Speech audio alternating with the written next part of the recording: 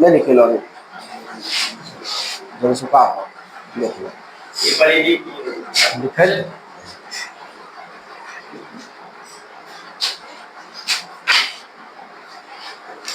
Hello दोस्तों, मैं Subodh sir आप लोगों को सुपर साइंस एवं आर्ट्स क्लासेस यूट्यूब चैनल में स्वागत है। आज मैं क्लास 10 विषय इतिहास अध्याय 2 समाजवाद एवं साम्यवाद का भाग 3 बताएंगे। इससे पहले 2 क्लास हो चुका है, आज क्लास 3 है। आज तीसरा क्लास में आप लोगों को समाप्त हो जाएगा। चलिए ध्यान दीजिए। सबसे पहले स्टालिन की जीवनी कौन है? स्टालिन की जीवनी है ना।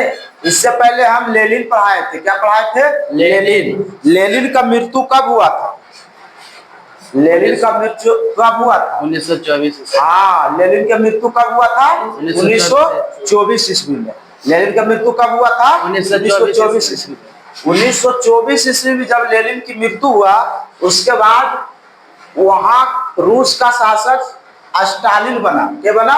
स्टालिन। रूस के शासक क्या बना? स्टालिन। लेनिन की मृत्यु होने के बाद अप्रैल थीसियम किसने तैयार किया था? लेनिन। हाँ, अप्रैल थीसियम किसने तैयार किया था? लेनिन ने, है ना। अप्रैल थीसियम किसने तैयार किया था? लेनिन ने। चलिए आज हम स्टालिन की जीवनी पढ़ेंगे। क्या पढ़ेंगे? स्टालिन की जीवनी, है ना। सबसे पहले लेनिन की मृत्यु 1924 ईस्वी में हुई। लेनिन की मृत्यु कब हुई? 1924 ईस्वी में। लेनिन की मृत्यु के बाद रूस का नेतृत्व स्टालिन के हाथों में आ गया। लेनिन की मृत्यु के बाद, है ना, रूस का नेतृत्व किसके हाथों में आ गया? स्टालिन के हाथों में।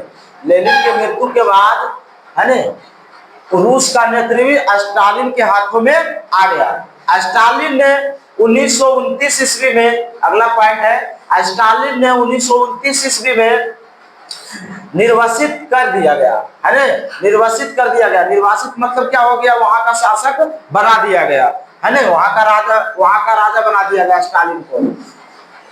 स्टालिन वहां की कम्युनिस्ट पार्टी का महासचिव था। स्टालिन वहां के कम्युनिस्ट पार्टी का सचिव था। कहाँ का सचिव था? रूस के। कहाँ के सचिव था? रूस के, है ना। स्टालिन रूस के कम्युनिस्ट पार्टी का क्या था? महासचिव था। अब है स्टालिन के कार्य को लिखे। अगला क्वेश्चन कौन सी है? स्टालिन के कार्य को लिखे। पहला पॉइंट है, स्टालिन ने अपने नेतृत्व में पंचवर्षीय योजना द्वारा देश की आर्थिक कार्य पलट कर रख दिया गया। स्टालिन ने जब वहां का प्रधानमंत्री बना तो अपने नेतृत्व में पंचवर्षीय योजना से लाया और उसमें वहां को जो आर्थिक स्थिति था वहां कर क्या किया? पलट कर रख दिया गया, है ना।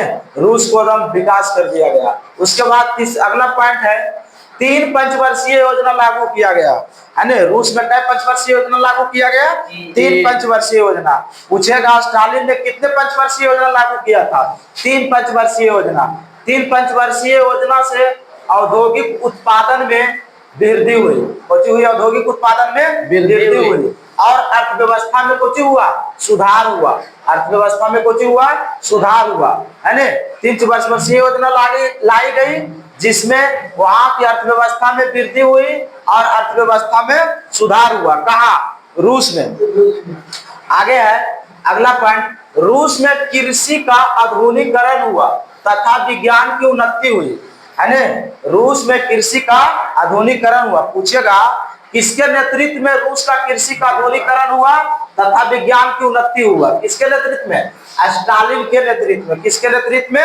स्टालिन के नेतृत्व में, है ना। स्टालिन के नेतृत्व में कृषि का आधुनिकीकरण हुआ और विज्ञान की उन्नति हुआ। स्टालिन ने सामूहिक खेती शुरू किया। स्टालिन ने क्या किया? सामूहिक खेती। सामूहिक खेती मतलब कि मिश्रित खेती, सब मिलजुल के खेती करने लगा रूस में, है ना। ऐसे क्या कर रहा था? अकेला अकेला खेती कर रहा था। पूछेगा सामूहिक खेती कहाँ शुरू किया गया? रूस में। सामूहिक खेती कहाँ शुरू किया गया? रूस में। किसने किया था शुरू? स्टालिन ने, है ना। सामूहिक खेती कहाँ शुरू किया गया? रूस में, है ना। अब किसने शुरू किया था? स्टालिन ने।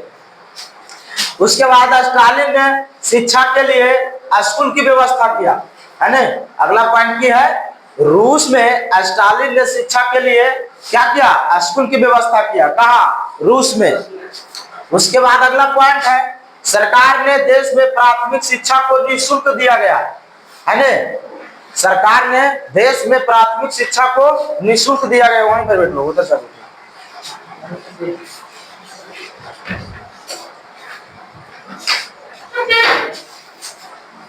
सरकार ने देश में प्राथमिक शिक्षा को क्या किया दिया? निःशुल्क दिया गया, है ना। निःशुल्क वहां दिया गया। कहाँ? रूस में। सरकार ने देश में प्राथमिक शिक्षा को निःशुल्क अनिवार्य कर दिया गया रूस में। के? स्टालिन के लागू किया? स्टालिन। उसके बाद है वहां अगला पॉइंट, तेल में, कोयला में और स्टील उद्योग में मुनाफा हुआ। सबसे ज्यादा तेल, कोयला और स्टील मुनाफा हुआ। अभी भी हमारे रूस में तेल और कोयला, है ना, बहुत दूसरे नंबर पर है हमारे रूस, है ना। कोयला में भी भारत एक नंबर है पूरे विश्व में। कोयला में क्या है? भारत एक नंबर पर है ना। अगला पॉइंट है मिखाइल गोबाचोव, है ना। क्या नाम है? मिखाइल गोबाचोव, है ना। उसके बाद जब लेनिन की स्टालिन की मृत्यु होती है 1953 में, तो वहां का शासक मिखाइल गोबाचोव बना। जब लेनिन की मृत्यु 1953 में हो, स्टालिन की मृत्यु 1953 में होती है, तो वहां का शासक, रूस का शासक मिखाइल गोबाचोव बना। अगला है मार्च, पहला पॉइंट है मार्च 1953 में स्टालिन की मृत्यु हुई। मार्च 1953 में क्या हुई? स्टालिन की मृत्यु हुई। स्टालिन के बाद सत्ता मिसाइल गोबाचोव के हाथों में आ गई, है ना। स्टालिन के मृत्यु के बाद वहां का सत्ता किसके हाथों में आ गई? मिखाइल गोबाचोव के हाथों में। 1953 में मृत्यु के बाद कहाँ का शासक? रूस का। फिर अगला पॉइंट है, उन्होंने उदारवादी नीति अपनाया। कौन वादी अपनाया? उदारवादी नीति अपनाया। किसने? नहीं, मिखाइल गोबाचोव ने उदारवादी नीति अपनाया। अगला पॉइंट है, उनकी नीतियों से रूस में सत्ता संघर्ष होने लगा, है ना। मिखाइल गोबाचोव के नीतियों से रूस में सत्ता संघर्ष होने लगा एवं गणराज्यों में स्वतंत्रता संग्राम होने लगा। क्या होने लगा? गणराज्यों में स्वतंत्रता संग्राम होने लगा। उसके बाद है 1991 ईस्वी में सोवियत संघ का विघटन हो गया। 1991 ईस्वी में सोवियत संघ का क्या हो गया? विघटन हो गया, मतलब टूट गया। रूस क्या है? दो भागों में टूट गया, है ना। कब? 1991 ईस्वी में। कब टूट गया? 1991 ईस्वी में। बताइएगा, लेनिन की मृत्यु कब हुआ था? 1924 ईस्वी में। लेनिन की मृत्यु कब हुआ था? 1924 ईस्वी में। लेनिन की मृत्यु के बाद रूस का शासक कौन बना था? स्टालिन। स्टालिन। लेनिन की मृत्यु के बाद रूस का शासक कौन बना था? स्टालिन, है ना। यहाँ स्टालिन बना था। स्टालिन ने निर्वासित कब कर दिया गया? स्टालिन को निर्वासित कब कर दिया गया? 1929 ईस्वी। स्टालिन कहाँ का शासक बना? रूस का। स्टालिन कहाँ का शासक बना? रूस का, है ना। स्टालिन कहाँ का शासक बना? रूस का। कम्युनिस्ट पार्टी का गठन और महासचिव कौन था? स्टालिन ने। कम्युनिस्ट पार्टी का गठन और महासचिव कौन था? स्टालिन। अरे अब है स्टालिन के कार्य। स्टालिन ने अपने नेतृत्व में क्या लाया? पंचवर्षीय योजना लाया। क्या लाया? पंचवर्षीय योजना। कितनी पंचवर्षीय योजना लाया? 3। कितनी पंचवर्षीय योजना लाया? 3। स्टालिन ने, है ना, कितनी पंचवर्षीय योजना लाया? 3 पंचवर्षीय योजना लाया, जिसमें अर्थव्यवस्था में क्या आया? सुधार आया। अर्थव्यवस्था में क्या आया? सुधार आया। रूस में कृषि का आधुनिकीकरण हुआ और विज्ञान का उन्नति हुई। किसके शासनकाल में? स्टालिन के शासनकाल में। किसके शासनकाल में? स्टालिन के शासनकाल में, है ना। स्टालिन सामूहिक खेती शुरू किया। किसने सामूहिक खेती शुरू किया था? स्टालिन ने। किसने सामूहिक खेती शुरू किया था? स्टालिन ने। स्टालिन ने शिक्षा के लिए स्कूल की व्यवस्था किया था। शिक्षा के लिए व्यवस्था रूस में किसने किया था? स्टालिन ने। अरे रूस में शिक्षा की व्यवस्था किसने किया था? स्टालिन ने। सरकार ने देश में प्राथमिक शिक्षा का निःशुल्क किया गया, है ना। निःशुल्क, जैसे भी भारत में प्राथमिक शिक्षा निःशुल्क है ना। सब पढ़े सब बढ़े, है ना। यही ना नारा है जी। बेटिया पढ़ती, मुनिया बेटी पढ़ती जाए और उसका जीवन क्या है लिखता है, बढ़ती जाए, है ना, लिखता है जी। इस तरह से सरकारी स्कूल में सरकार ने देश में प्राथमिक शिक्षा को निःशुल्क अनिवार्य कर दिया गया। उसके बाद तेल, कोयला और स्टील उद्योग में मुनाफा कहाँ हुआ? रूस में। रूस में। कहा हुआ? रूस में। तेल, कोयला और स्टील में उद्योग में मुनाफा कहा हुआ? रूस में, है ने। उसके बाद स्टालिन की मृत्यु कब हुआ? 1953 में। स्टालिन की मृत्यु कब हुआ? 1953 में। स्टालिन के मृत्यु के बाद वहां का शासक कौन बना? Mikhail Gorbachev. वहां का शासक कौन बना? मिखाइल गोर्बाचोव, है ने। किसके हाथों में आ गया? मिखाइल गोर्बाचोव के हाथों में। उसके बाद सोवियत संघ का विघटन कब हुआ? 1991 में। सोवियत संघ का विघटन कब हुआ? 1991 में। सोवियत संघ का विघटन कब हुआ? 1991 में। अगला है रूस की क्रांति के प्रभाव क्या था? रूस की क्रांति के प्रभाव क्या था? रूस की क्रांति का प्रभाव क्या था? देखिए, पहला पॉइंट है, रूस क्रांति के पश्चात सार्वभौमिक अथवा सर्वहारी वर्ग को सत्ता रूस में स्थापित हो गई तथा इसका अन्य क्षेत्रों में भी आंदोलन शुरू हो गया, है ना। कहता है रूस की क्रांति का पहला पॉइंट है, रूस की क्रांति के पश्चात श्रमिक वर्ग, जो मजदूर लोग हैं, अपने सर्वहारी वर्ग के साथ रूस में स्थापित हो गया। एक दूसरे से जाकर क्या हो गया? मिल गया। स्थापित हो गया तो क्या हो गया? सर्वहारी वर्ग दोनों में जाके दोनों पर क्या हुआ? एक दूसरे में मिल गया। मिलने के बाद अन्य स्रोतों में भी आंदोलन शुरू हो गया। जैसे अभी भारत में, झारखंड में आदिवासी आंदोलन चल रहा है। कौन आंदोलन चल रहा है? आदिवासी आंदोलन। उसी तरह से दोनों में क्या हुआ? आंदोलन हुआ। अगला पॉइंट है, रूस की क्रांति के बाद विश्व विचारधारा के स्तर पर दो खेमों में बट गया, है ना। रूस की क्रांति के बाद विश्व क्या खेमों में बट गया? दो खेमों में बट गया। रूस की क्रांति के बाद विश्व क्या खेमों में बट गया? दो खेमों में बट गया। पहला था समाजवादी विश्व। पहला क्या था? समाजवादी विश्व। और दूसरा था पूंजीवादी विश्व, है ना। रूस की क्रांति के बाद विश्व क्या खेमों में बट गया?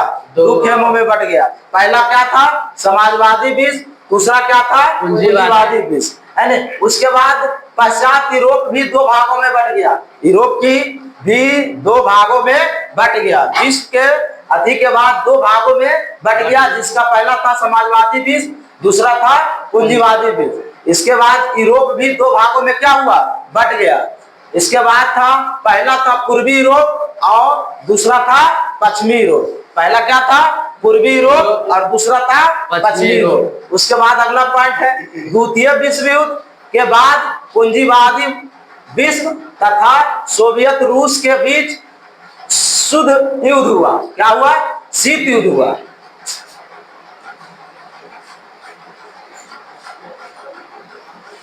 द्वितीय विश्व युद्ध के बाद पूंजीवादी विश्व तथा सोवियत रूस के बाद शीत युद्ध हुआ। क्या हुआ दोनों के बीच? शीत युद्ध। सोवियत रूस के बीच और पूंजीवादी विश्व के बाद, जिसमें आगामी 4 दशक तक दोनों खेमों के बीच शास्त्रों की होड़ लगी रही।